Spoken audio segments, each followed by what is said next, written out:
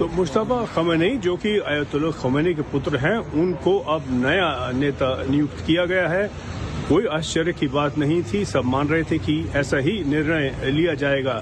देखने की बात सबसे अहम तो ये है कि कब तक वो रह पाते हैं, वो अपनी जान बचा पाते हैं या नहीं, या उनके इर्द गिर्द जो सुरक्षा के संबंध है वो उनकी जान बचा पाते हैं या नहीं। याद रहे, ट्रंप का कहना है कि अगर उनकी चॉइस का नेता ना आया ईरान में तो वो ज्यादा देर टिकेगा नहीं, मार डालेंगे उसे। तो ये एक थ्रेट जो है बिल्कुल मंडरा रहा है मुश्तबा खमेनी के सर पर, और बल्कि सारी रजीम के सर पर, क्योंकि ये सिर्फ एक खमेनी की बात नहीं है। अगर इन्हें भी कुछ हो जाता है, इनकी भी असैसिनेशन हो जाती है, हत्या हो जाती है, तो सारे ईरान के रजीम पर भरोसा हट जाएगा। लोग तो यही कहेंगे कि ये जो सरकार अपने आप को नहीं बचा पाती, मुल्क को क्या बचाएगी।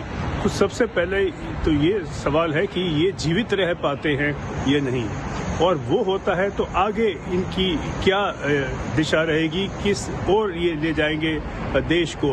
और ये भी संकेत हमारे सामने हैं, क्योंकि जो मुश्तबा खमेनी हैं IRGC के मेंबर सदस्य रहे और शुरू से रहे हैं, जब से 18-19 साल के थे तब से उसके सदस्य हैं।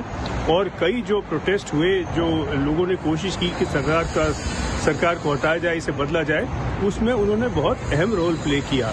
तो हार्डलाइनर इन्हें कहा जा सकता है और इसी दिशा में ले जा रहे हैं। तो लोग जो कह रहे थे कि शायद ईरान झुक जाएगा, सरेंडर कर जाएगा और हाथ जोड़ देंगे, ट्रंप के आगे घुटने टेक देंगे, ऐसा कोई संकेत नहीं है, क्योंकि ये एक पक्का नेता है और एक रजीम का पक्का इरादा है कि इसी नीति को अपनाया जाए तो आगे टक्कर चलती रहेगी।